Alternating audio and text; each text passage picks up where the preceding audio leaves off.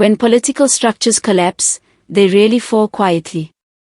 They leave behind archives, reports, memos, classified decisions, and years of internal communication.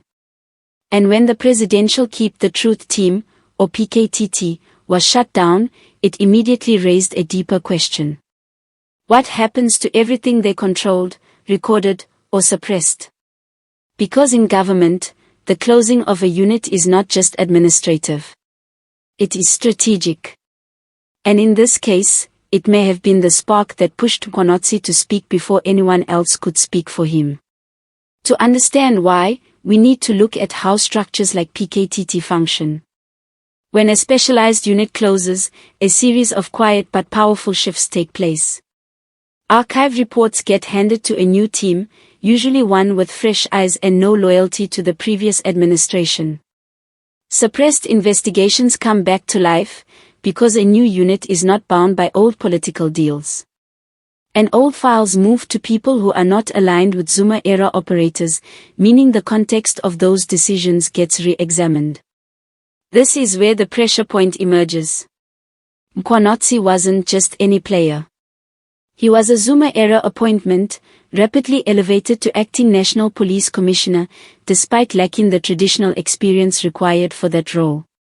His rise was political, not procedural. And political promotions always come with political footprints.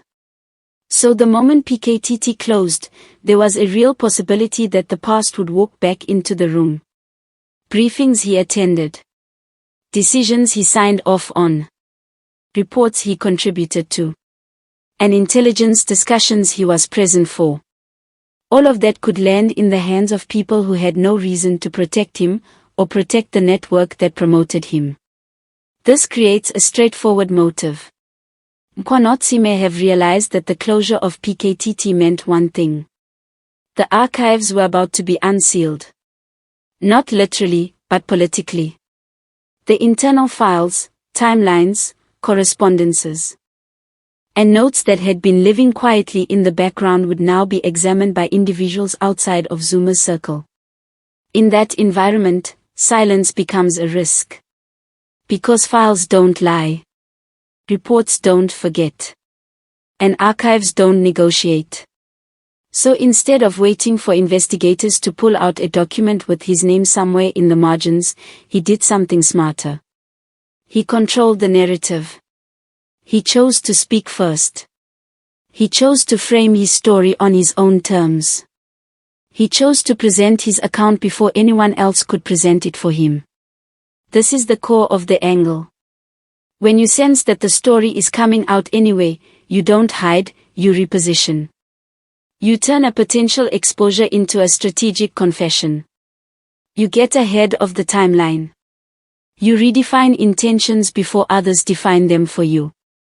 It transforms him from someone reacting to pressure into someone managing the fallout. In political psychology, this is a classic defensive strategy. If you don't control the narrative controls you. And the closing of PKTT, more than any personal conflict, more than any emotional trigger, created the conditions for exactly that. It wasn't panic. It wasn't regret. It wasn't sudden honesty. It was timing. Because when a structure collapses, its secrets scatter. And Mkhwanazi seemed determined to make sure his secrets weren't interpreted by strangers holding old files.